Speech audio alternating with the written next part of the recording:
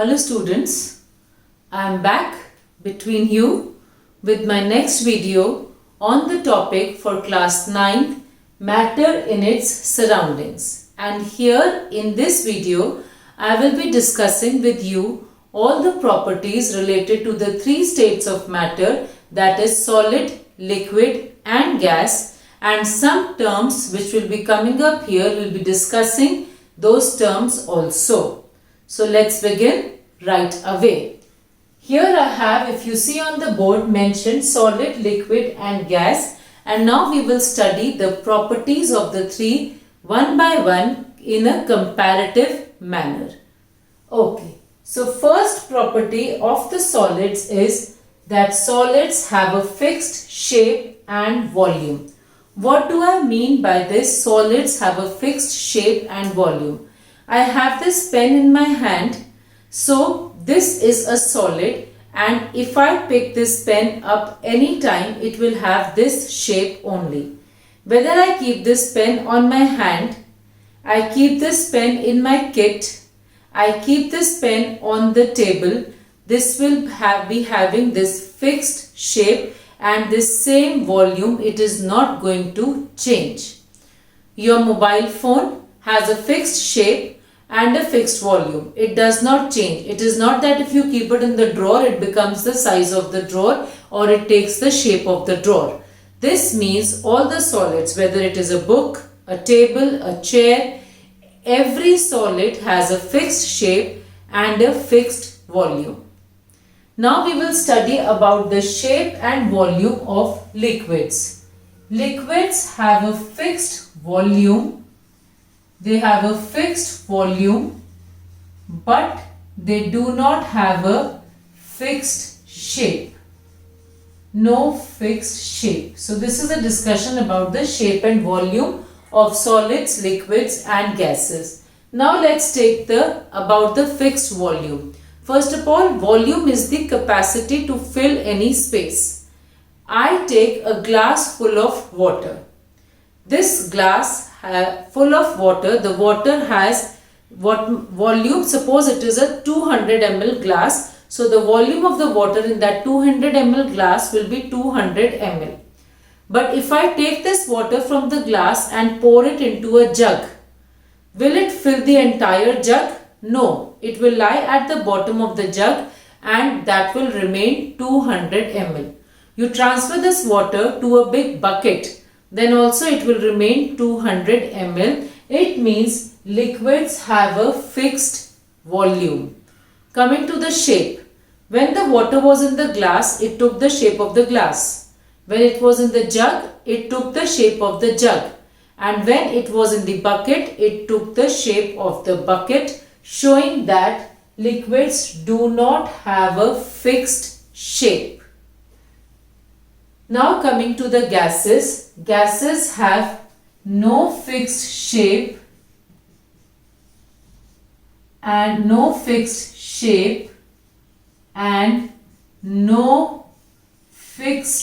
volume either. Now coming to this fixed shape and no fixed shape of the gases. Let's take an example. First of all, the shape. You have balloons of different shapes available in the market. You blow the same air into every balloon, but we see that the air takes the shape of the balloon. It does not maintain its own fixed shape, but it takes the shape of the container into which it is placed. And volume. Regarding the volume, suppose you have the incense example which we took in the last video also. If you light an incense stick at the corner of the room, slowly the vapors or the fumes of that incense stick spread in the entire room. Means that vapors are beginning to take the shape of the room. They are beginning to take the volume of the room. If you take gas in a small container or a cylinder, suppose I have a cylinder like this. If you have gas filled in it, the entire container is filled. if you remove half of the gas from it, we will see that slowly these particles of the gas will spread in the entire container, means they take the volume of the entire container. It means they do not have a fixed shape, nor do they have a fixed volume.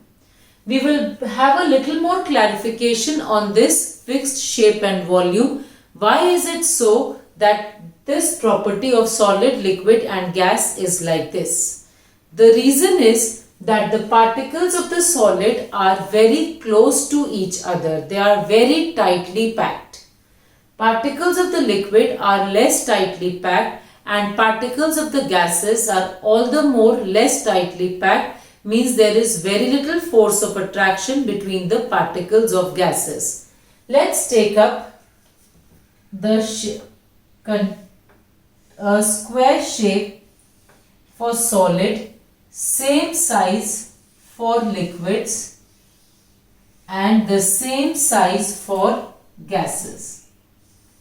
It is observed that in the solids, the particles are very close to each other. They are so tightly packed. The way I am making it, the particles of the solids are as tightly packed as shown here. This way you will be filling up the entire solid block.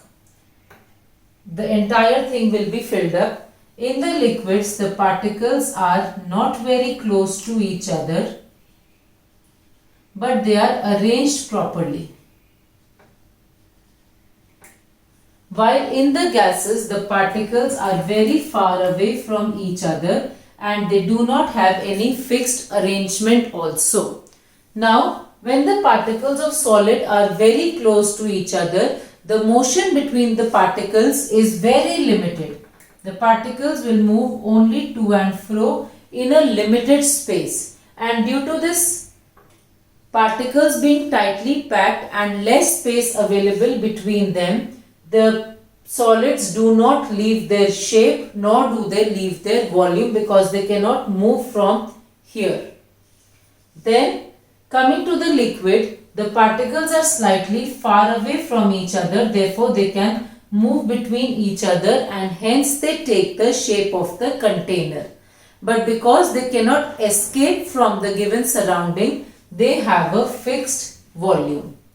Now coming to gases, the particles are very far away from each other. There is almost no force of attraction between them and hence they are free to move here and there. Therefore, they take the shape of the container also and they take the volume of the container also.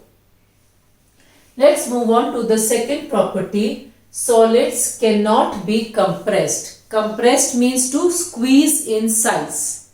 Solids are incompressible. They cannot be compressed. Suppose I have this. If I try to make it small in size, I won't be able to compress it because the particles are so tightly packed with each other. There is no space between the particles. So how will they come close to each other? If they are already sticking to each other, there is no space. They will not be able to come closer and hence solids cannot be compressed.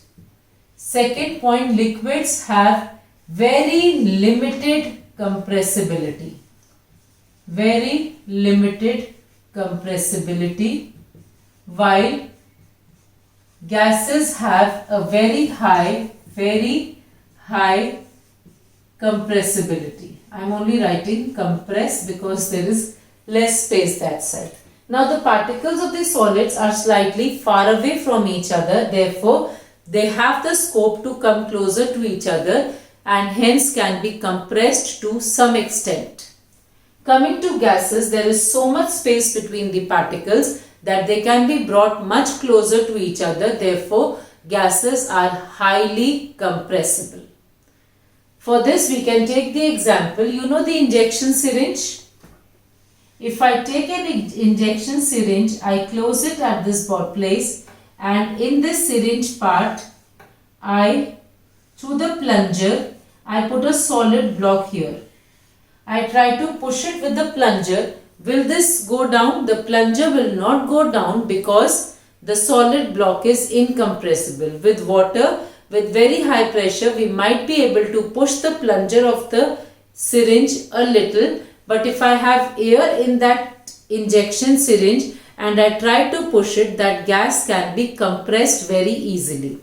Here we remove the needle, this needle of the syringe, we remove it and we close the mouth with a stopper, otherwise the air etc. can come out from here. So the other end of this is closed, and if we try to push solid in this, it will not compress, liquid will compress very little and gases will compress easily.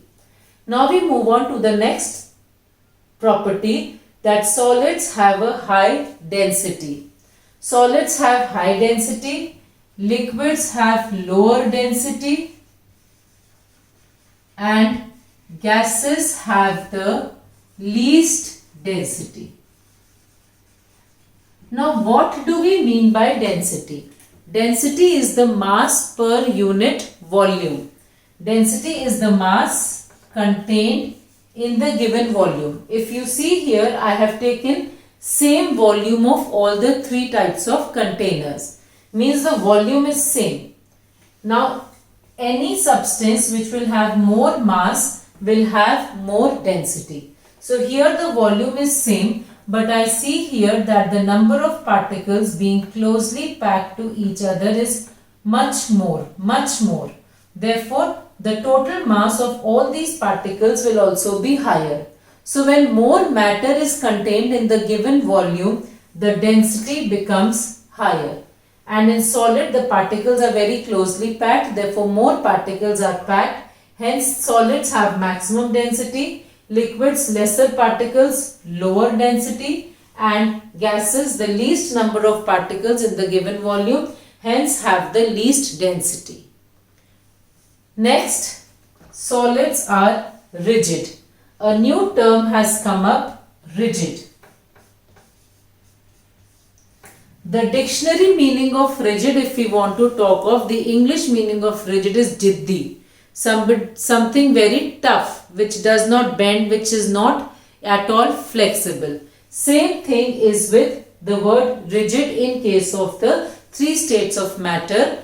Rigid means something which is not flexible, does not bend, does not change its shape, resist the change in shape. Now solids, you take a stone. If you try to apply lot of pressure also, you won't be able to change the shape of the solid. You may break it, that is different. Suppose I take this pen, I want to change its shape. I won't be able to change its shape. It might break, but the shape will not change. Such property is referred to as rigidity, not having the ability to change its shape, inflexible, non-bending.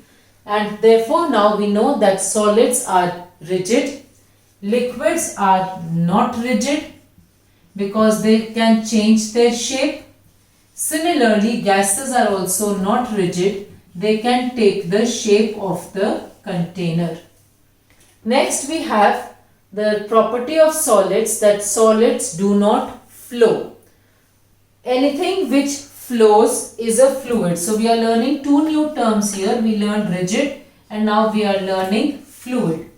Fluid is something which can flow easily. We know all sorts of liquids flow. The water is flowing in the river. If water falls from a glass, it begins to flow on the floor. It means anything which needs a container to be kept, otherwise it will flow away, is referred to as a fluid. So, solids do not need a container to be kept and they will not flow. Therefore, solids do not flow, or we say solids are not fluids. Liquids flow easily. Therefore, liquids are fluids. And gases are also fluids, because gases also need a container to be kept, otherwise they will flow away. Similarly, liquids also. So liquids and gases are fluids. Solid is not a fluid. So these are about the properties of the solid, liquid and gases. Now there are some questions. One question I am asking you, that a piece of foam can be compressed easily. Then is it a solid, a liquid or a gas? Or we say that foam is easily compressible but yet it is a solid. Why is it so? Because when we compress a piece of foam, it is changing its shape, which is temporary, and the change in shape is because of the air present between the holes of the foam which is coming out. So change in shape is because of the air in it, and once we release it, again it takes back its shape. Same thing happens with a rubber band. Rubber band can change its shape, but it is a solid because when the pressure applied to change its shape goes under that normal pressure, it remains in its fixed shape. Is it clear, children?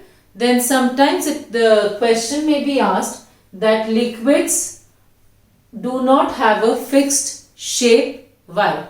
That time we will use the property of the more intermolecular space. These molecules have more space between them, because of which these particles can slide past each other and change their shape. In case you are stuck with any point over here, you are free to ask me, and don't forget to like my video if you like the content and subscribe to it for such uploads which are helpful to you in your academics. Thank you.